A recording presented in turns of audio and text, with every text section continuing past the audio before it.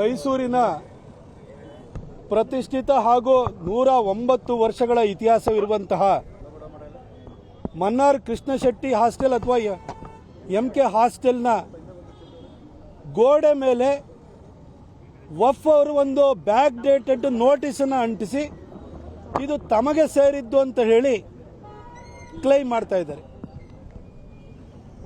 109 ವರ್ಷಗಳಿಂದಲೂ ಕೂಡ ಇದು ಮನ್ನಾರ್ ಕೃಷ್ಣ ಶೆಟ್ಟಿ ಅವರು ನಡೆಸ್ಕೊಂಡು ಬರ್ತಿರೋ ಹಾಸ್ಟೆಲ್. ಅವ್ರ ಮಗ ಇವತ್ತು ರಾಮಚಂದ್ರ ಶೆಟ್ಟಿ ಅವರು ಕೂಡ ಇಲ್ಲಿದ್ದಾರೆ.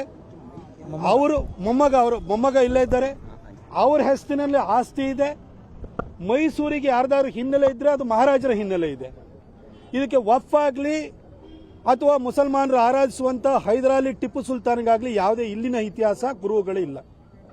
ಇಷ್ಟಾಗಿಯೂ ಕೂಡ ಏಕಾಏಕಿ ಬಂದು ಈ ರೀತಿ ಬ್ಯಾಕ್ ಡೇಟೆಡ್ ನೋಟಿಸ್ ಯಾಕೆ ಹಾಕಿದ್ದಾರೆ ಅಂತ ಹೇಳಿದ್ರೆ 2013ರ ವಫ್ ಕಾಯ್ದೆ ತಿದ್ದುಪಡಿಯಲ್ಲಿ ಖಾಸಗಿ ಜಮೀನು ಇರ್ಬೋದು, ಸರ್ಕಾರಿ ಜಮೀನು ಇರ್ಬೋದು, ಯಾರದೇ ಕಂಡೋರ್ ಜಮೀನು ಇರ್ಬೋದು, ಅದನ್ನ ತನ್ನ ಮನಸೋ ಇಚ್ಛೆ ಕಬಳಿಸೋದಕ್ಕೆ ವಫ್ ಬೋರ್ಡ್ಗೆ ಆಗಿನ UPA ಸರ್ಕಾರ ಮನಮೋಹನ್ ಸಿಂಗ್ ಮತ್ತು ಸೋನಿಯಾ ಗಾಂಧಿ ನೇತೃತ್ವದಲ್ಲಿ ತಿದ್ದುಪಡಿಯ ಮುಖಾಂತರವಾಗಿ ಅವಕಾಶ ಮಾಡಿಕೊಟ್ಟಿದ್ರು.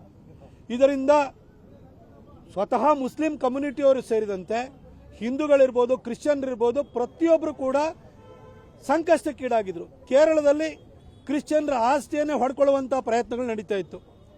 ಹಾಗಾಗಿ ನಮ್ಮ ಹೆಮ್ಮೆಯ ಪ್ರಧಾನಿ ನರೇಂದ್ರ ಮೋದಿಜಿಯವರು 2025ರಲ್ಲಿ ವಫ್ ಕಾಯ್ದೆಗೆ ತಿದ್ದುಪಡಿಯನ್ನು ತಂದು ಈ ರೀತಿ ಅವರಿಗೊಂದು ಸ್ವೀಪಿಂಗ್ ಪವರ್ಸ್ ಅಂತ ಏನು ಕೊಟ್ಟಿದ್ರು ಅದನ್ನು ವಾಪಸ್ ತೆಗೆದುಕೊಂಡು ಇದಕ್ಕೆ ಏನೇ ತಕರಾರುಗಳಿದ್ರೂ ಕೂಡ ವಫ್ ಬೋರ್ಡ್ ಎದುರುಗಡೆ ವಫ್ ನ್ಯಾಯಾಲಯಕ್ಕೆ ಹೋಗಬೇಕಾದಂಥ ಒಂದು ಅನಿವಾರ್ಯತೆ ಇತ್ತು. ಆದರೆ ಸಂವಿಧಾನಕ್ಕೆ ಅನುಗುಣವಾಗಿ ಸ್ಥಾಪಿತವಾಗಿರುವಂಥ ಯಾವುದೇ ನ್ಯಾಯಾಲಯದಲ್ಲಿ ಯಾರು ಬೇಕಾದ್ರೂ ಕೂಡ ದಾವೆ ಹೂಡಬಹುದು, ನ್ಯಾಯವನ್ನು ಕೇಳಬಹುದು. ಅದಕ್ಕೆ ಅವಕಾಶವನ್ನು ಮಾಡಿಕೊಟ್ಟು ಕಾಯ್ದೆನ ತಂದು ತಿದ್ದುಪಡಿಯಾಗಿ ಅದಕ್ಕೆ ಗೆಜೆಟ್ ನೋಟಿಫಿಕೇಶನ್ ಆಗಿದೆ ರಾಷ್ಟ್ರಪತಿಗಳ ಅಂಕಿತದ ನಂತರ. ಹಾಗಾಗಿ ಏಕಾಏಕಿ ಬ್ಯಾಕ್ ಡೇಟೆಡ್ ನೋಟಿಸನ್ನು ತಂದು ಇಲ್ಲಿ ಅಂಟಿಸಿದ್ದಾರೆ. ಈ ರೀತಿ ವಫ್ನವರು ಖಾಸಗಿ ಆಸ್ತಿಯನ್ನು ಕಬಳಿಸುವಂತ ಪ್ರಯತ್ನವನ್ನು ಮಾಡಿದರೆ ಇದು ಖಂಡಿತ ನಾವು ಅವಕಾಶ ಮಾಡಿಕೊಡಲ್ಲ. ಮಾನ್ಯ ಸಿದ್ದರಾಮಯ್ಯನವರು ಮಾತೆತ್ತಿದ್ರೆ ದೇವರಾಜ ಅರಸು ಅಂತ ಹೇಳ್ತಾರೆ. ದೇವರಾಜ ಅರಸು ಏನು ಹೇಳಿದ ಸಿದ್ದರಾಮಯ್ಯನವರೇ?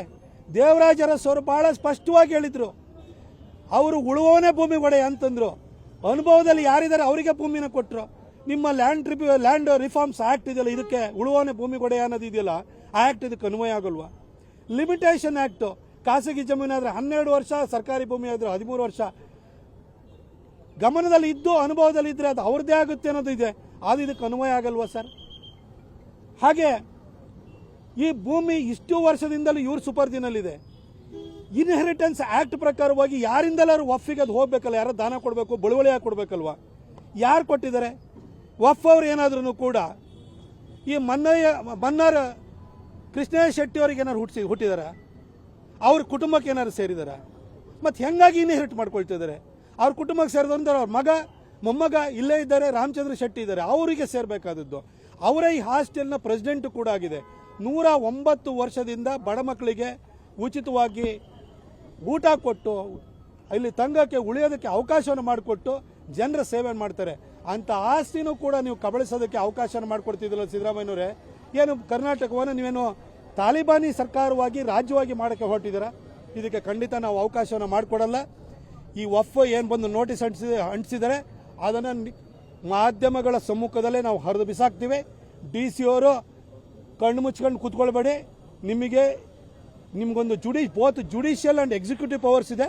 ಈ ರೀತಿ ಮೈಸೂರಿನಲ್ಲಿ ಈ ರೀತಿ ನೋಟಿಸ್ ಅಂಟಿಸೋದಕ್ಕೆ ಅವಕಾಶವನ್ನು ನೀವು ಕೂಡ ಮಾಡಿಕೊಡಬಾರ್ದು. ನೀವೇ ಇದರದ್ದು ಹೊಣೆಗಾರರಾಗಿರ್ತೀರಿ ಅಂತ ಹೇಳ್ಬಿಟ್ಟು ನಾನು DC ಅವರಿಗೂ ಹೇಳಲಿಕ್ಕೆ ಬಯಸ್ತೇನೆ. ನೋಡಿ, ದರ್ಗಾ ಅಲ್ಲ ಸರ್, ಅದು ಗದ್ದಿಗೆನ ಇವರು ಅಕ್ವೈರ್ ಮಾಡ್ಕೊಂಡ್ಬಿಟ್ಟು ದರ್ಗಾ ಅಂತ ಮಾಡ್ಕೊಂಡಿದ್ದಾರೆ. ಅದು ವೀರಶೈವರ ಗದ್ದಿಗೆ ಏನೋ ದರ್ಗಾ ಮಾಡಿದ್ರೆ. ಅಲ್ಲ, ಮುಸಲ್ಮಾನರನ್ನ ಕೇಳಿಕ್ ಬಯಸ್ತೇನೆ, ಅಲ್ಲಾಹುನ ಬಿಟ್ರೆ ಯಾರು ಕೂಡ ಪೂಜೆಗೆ ಅರ್ಹರಲ್ಲ. ಒಬ್ರು ಜಯಂತಿನೂ ಕೂಡ ಮಾಡಂಗಿಲ್ಲ, ಬರ್ಡೇ ಆಚರಣೆ ಮಾಡಂಗಿಲ್ಲ. ಯಾವ ಸತ್ತ ಫಕೀರನ್ ತಗೊಂಬಂದು ಒಂದ್ ಕಡೆ ಹೂತ್ಬಿಟ್ಟು ಅಲ್ಲೊಂದು ಚಾದರ ಹಾಕ್ಬಿಟ್ಟು ಅಲ್ಲಿ ನೀವು ಅದೊಂದು ದರ್ಗಾ ಮಾಡ್ಬಿಡ್ತೀರಿ. ಅಲ್ಲಾಹುನ ಬಿಟ್ಟು ಬೇರೆ ಯಾರನ್ನು ಪೂಜನೆ ಮಾಡಂಗಿಲ್ಲ ಅಂತಂದ್ರೆ ಈ ಧರ್ಮ ವಿರೋಧಿ ಕೆಲಸ ಅಲ್ವಾ? ನೀವು ಎಲ್ಲಾ ಕಡೆ ಈ ಕೆಲಸವನ್ನು ಮಾಡ್ತಾರೆ. ಎಲ್ಲಾದ್ರೂ ಭೂಮಿನ ಹೊಡಿಬೇಕು ಅಂತಂದ್ರೆ ಯಾರೊಬ್ಬ ಫಕೀರನ್ ತಗೊಂಡು ಹೂತ್ ಹಾಕೋದು, ಅಲ್ಲೊಂದು ದರ್ಗಾ ಮಾಡೋದು, ಆ ಭೂಮಿ ತಮ್ಮದೇ ಅಂತ ಅನ್ನೋದು. ಇಲ್ಲಿರುವಂಥದ್ದು ಅದು ಗದ್ದುಗೆ, ಅದು ವೀರಶೈವರಿಗೆ ಸೇರಿದಂತ ಗದ್ದುಗೆ. ಇದು ಯಾವ ದರ್ಗಾನೂ ಅಲ್ಲ. ಇದು ಈ ಭೂಮಿ ಈ ಹಾಸ್ಟೆಲ್ ಸೇರಬೇಕಾದದ್ದು ಕೂಡ ಮನ್ನಾರ್ ಕೃಷ್ಣ ಶೆಟ್ಟಿ ಅವರ ಕೃಷ್ಣ ಶೆಟ್ಟಿ ಅವರ ಮೊಮ್ಮಗ ಆಗಿರುವಂಥ ರಾಮಚಂದ್ರ ಶೆಟ್ಟಿ ಅವರಿಗೆ ಸೇರಿದ್ದ ಹೊರತು ಅವರ ಕುಟುಂಬಕ್ಕೆ ಯಾವ ವಫ್ನವ್ರಿಗೆ ಹುಟ್ಟಿಲ್ಲ.